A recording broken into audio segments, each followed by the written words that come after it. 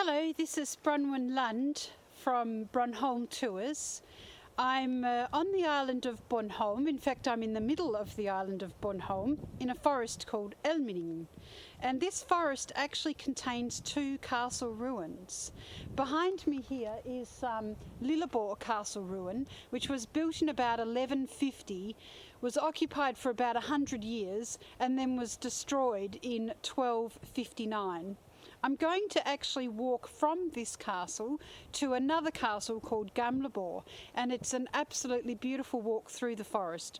So I really hope you enjoy the tour. It's a lovely day for filming today, a little bit of sunshine, and the trees are still fairly bare. We're just coming to the end of winter now, and so we can see through the forest and get a bit of an understanding of how the land is laid out with the undulating hills through the forest. And there's a lot of valleys and brooks through this forest that we'll see as we go along on our walk.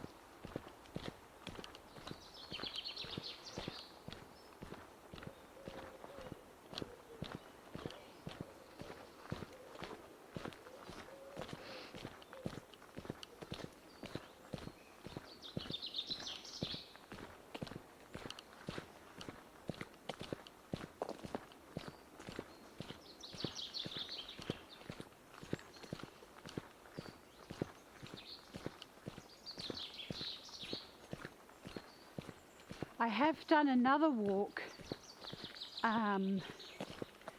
in this area. I've done a few walks in this area actually, which is going the opposite way, so from Gamleborg to Lilleborg.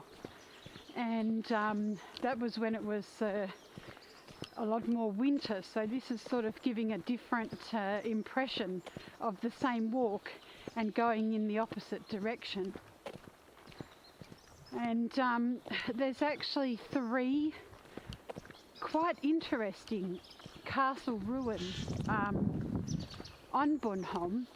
There's Lilleborg, where we were, and then Gamleborg, which is where we're going.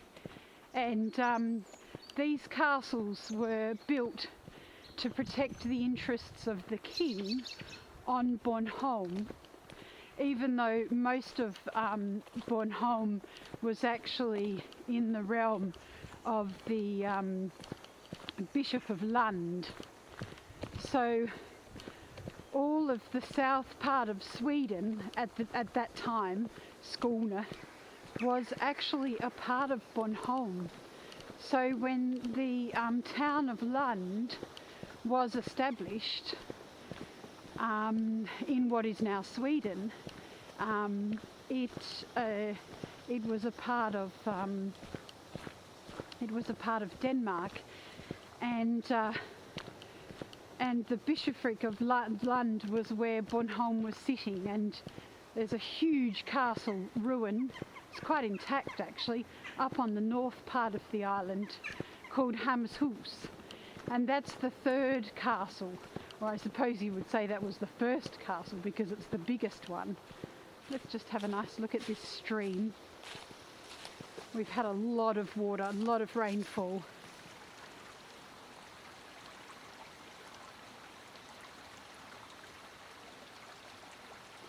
So normally in the summer this is quite dry, but because we've had so much rainfall, the streams are full of water, which is quite nice.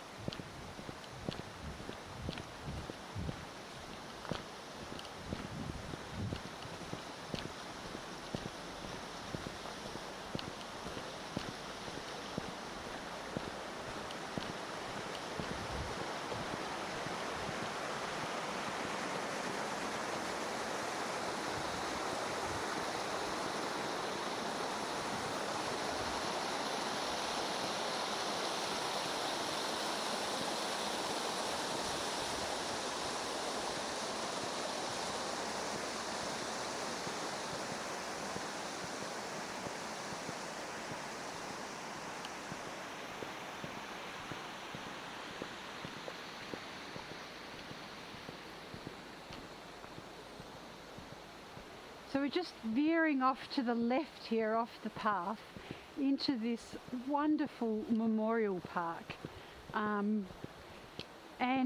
Here in front of us, you can see the stone wall running on either side of this path. And these stone walls are all over the island, and they date back to the Iron Age, when the lords of the time, or the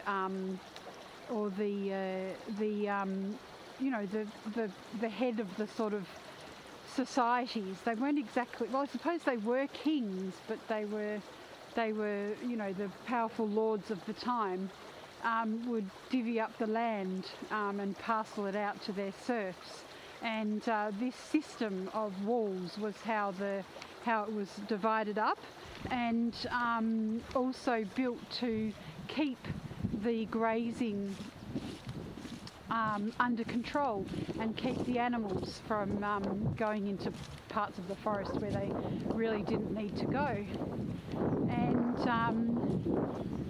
the forester who actually campaigned for this forest to be preserved, he was actually going up against the farmers. His name was Hans Römer, and he was a forester, and he spent a lot of time and energy to preserve this wonderful forest. And you can see the wall going, so this would have been a grazing field at one stage, but now, of course, we're fortunate that it's national park. And he was the forester of this forest from 1800 to 1836. So, I mean, we're talking quite a few hundred years after the castles had been either destroyed or abandoned in this forest. So you can see the stone wall running along, which marks the perimeter of this field. And this wall has probably existed for 1500 years. Coming from Australia, I just find that those time frames really mind-boggling, that people have been working the land for so long.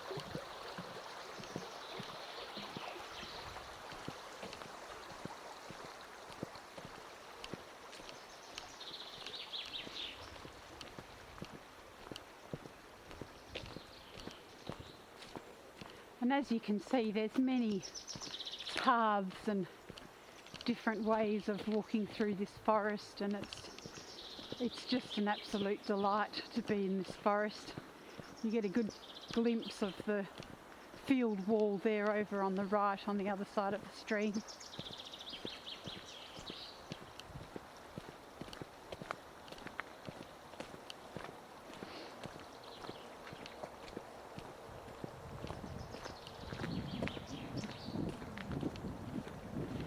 So up here on the left is an old forester's lodge, And it's actually now a sheltered picnic spot, and there's a picnic table inside, and it's really a lovely spot to come and have a picnic.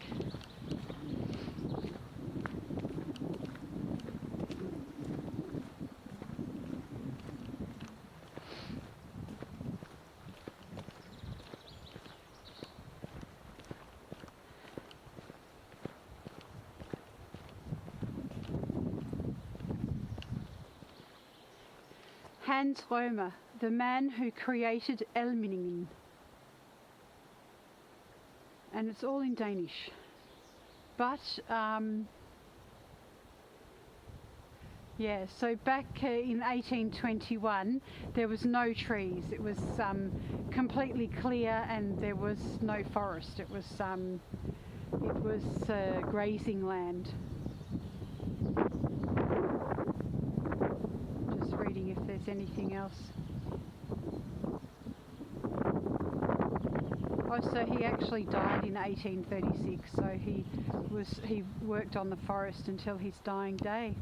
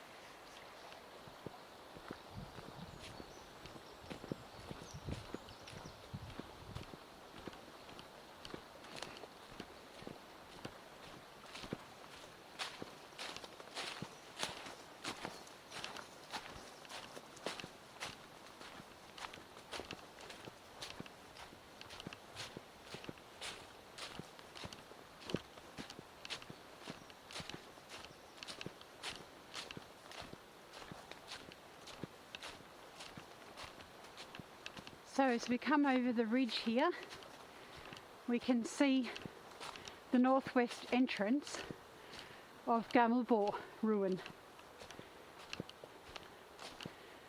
And I've actually done a couple of walks around the top of the castle. You can see the foundations for the battlements and the path going up into the castle. And so this castle was built before the Lilleborg castle, and it was a Viking stronghold. So this one goes right back to the Viking era. The stronghold may have resulted from the island being taken over by a foreign ruler, as its mid-island location would have enabled an occupying force to rule the whole of Bornholm. In the course of the 10th century, the entire island came under the rule of the Danish crown, and Gamleborg was used to protect royal property. Finds show that the castle was permanently inhabited in various periods. The 2.5 hectare stronghold plateau is 270 metres long and 110 metres wide. The plateau is surrounded by a thick embankment of earth and stone.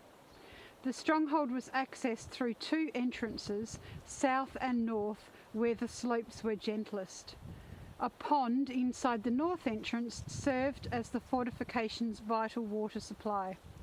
The stronghold was reinforced to the west by a 2 metre thick, 275 metre long and up to 6 metres high fieldstone wall, presumably around 1100. So that's about 50 years before Lilleborg was built. This is undoubtedly Bornholm's oldest stone structure. Gamleborg was abandoned, so it was never taken.